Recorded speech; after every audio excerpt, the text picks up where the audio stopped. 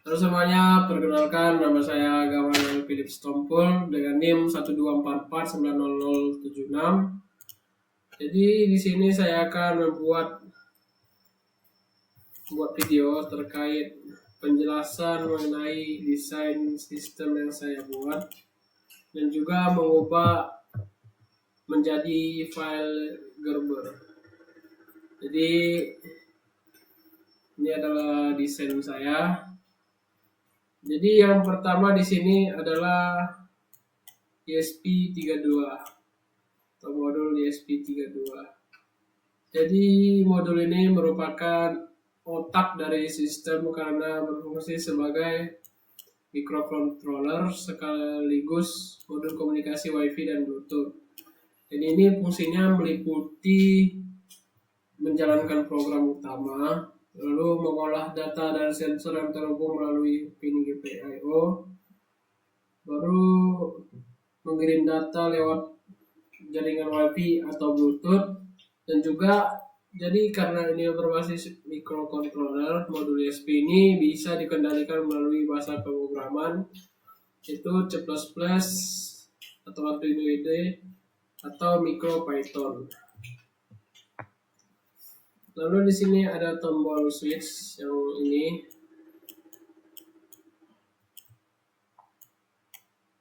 Di sini ada tombol switch.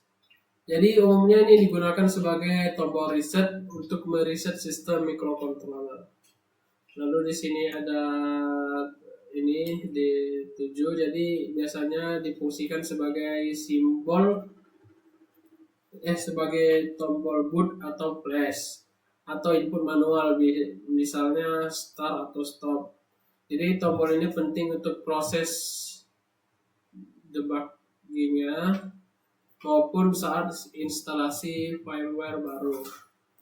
Lalu di sini ada konektor yang tersebar di sisi kiri dan sisi kanan.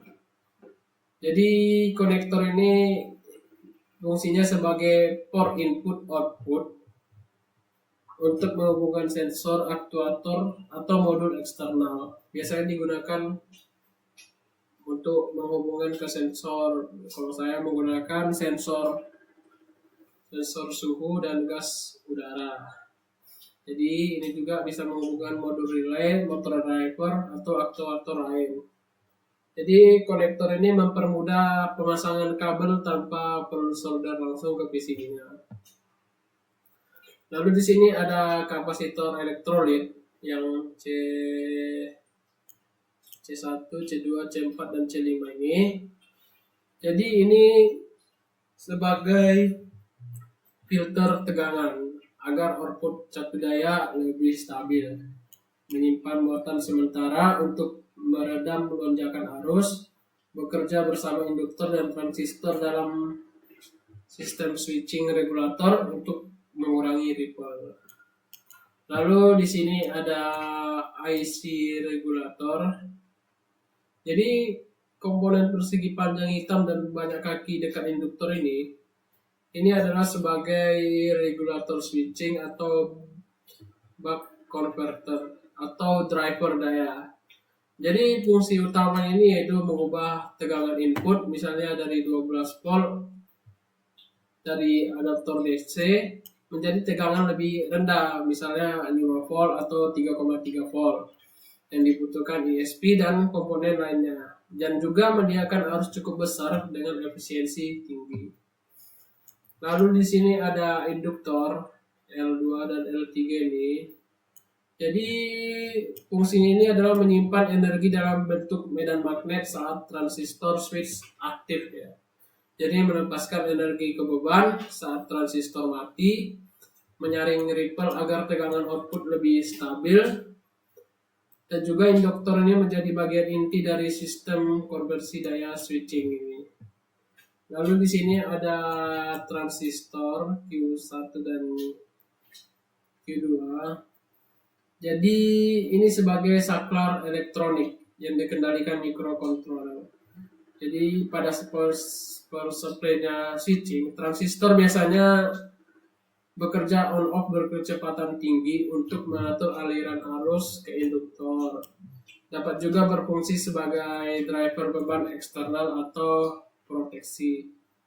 Lalu di sini ada dioda D1, D2, D3, dan D4 ini.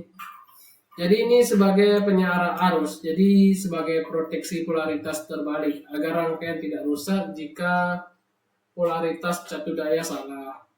Jadi bagian dari switching regulator atau dioda ini untuk mengalirkan arus saat MOSFET mati. Lalu di sini ada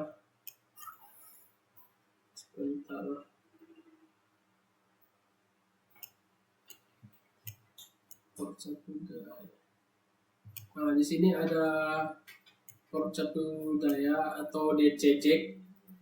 Jadi DC jack hitam ini di bagian bawah papan digunakan untuk suplai daya eksternal, misalnya adaptor 9 volt atau 12 volt. Jadi, lalu itu aja. Lalu di sini ada fuse F2. Jadi komponen ini fungsinya melindungi rangkaian dari arus lebih atau overcurrent dengan cara memutus aliran listrik ketika arus melebihi batas aman. Lalu di sini ada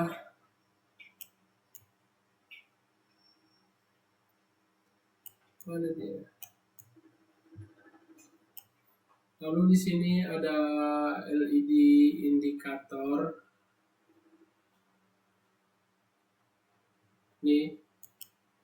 Jadi fungsi LED bil kecil hijau merah di papan ini berfungsi sebagai indikator, misalnya saat power on atau status koneksi WiFi atau internet.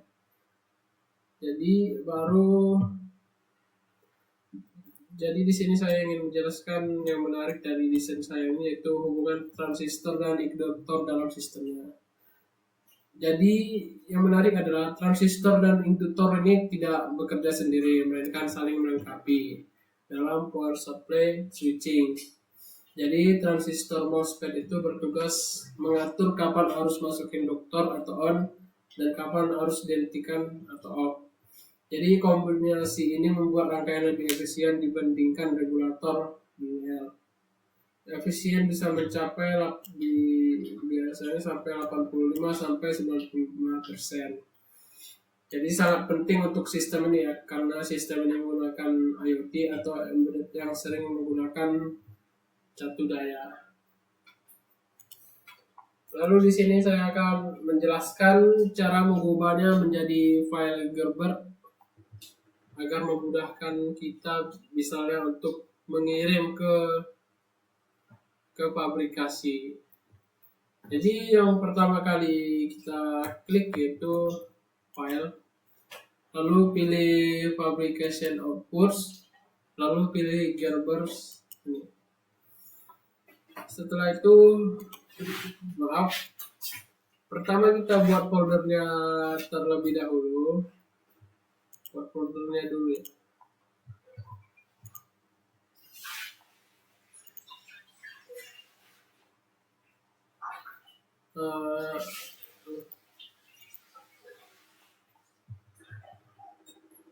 Mungkin saya akan buat di sini, klik folder, buat folder, tugas video 3 praktikum. Saya buat namanya ini agar memudahkan nanti saat mencarinya. Lalu kita klik file, lalu pilih fabrication outputs dan klik Gerber atau GBR ini.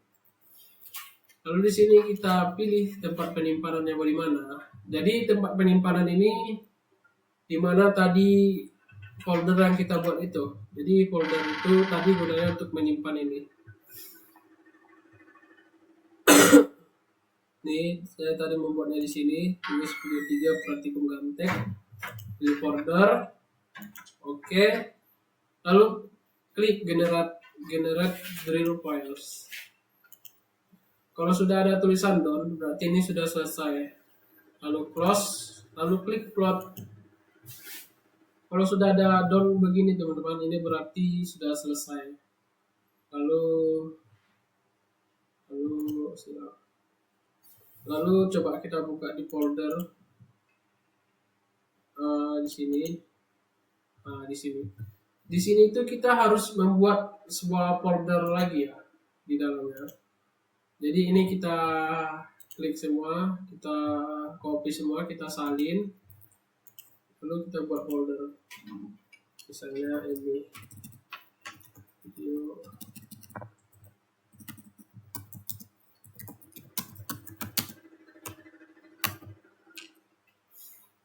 Lalu kita pastekan dan sudah selesai. Jadi coba kita buka hasil gambarnya.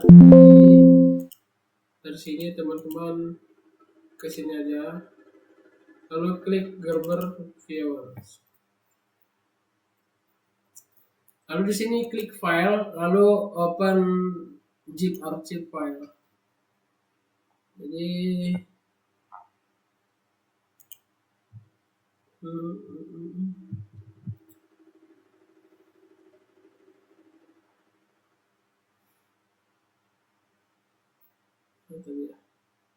sini tadi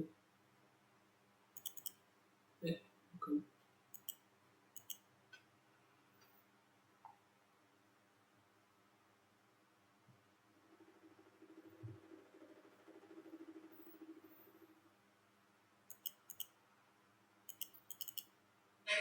Sorry, sepertinya ada kesalahan saat mau gerbernya.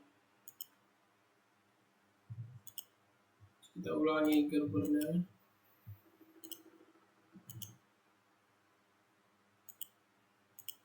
Caranya masih seperti tadi.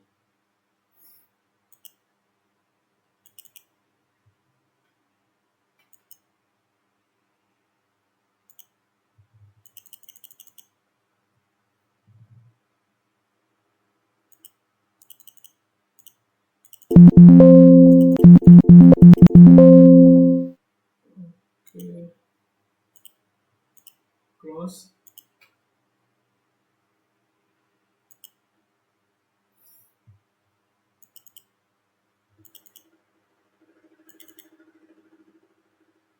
Ada kok. Coba kita buka lagi gerbernya. File, open zip archive file.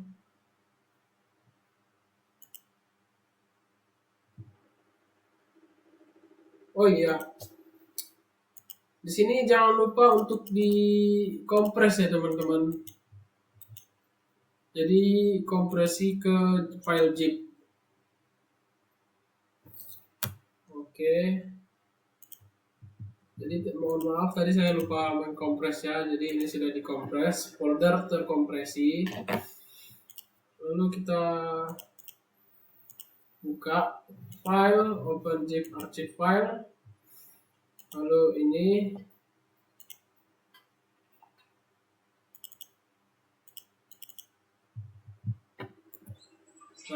inilah hasil gerbernya. Jadi sekian video saya. Mohon maaf jika ada kesalahan kata atau berbelit-belit. Sekian, terima kasih.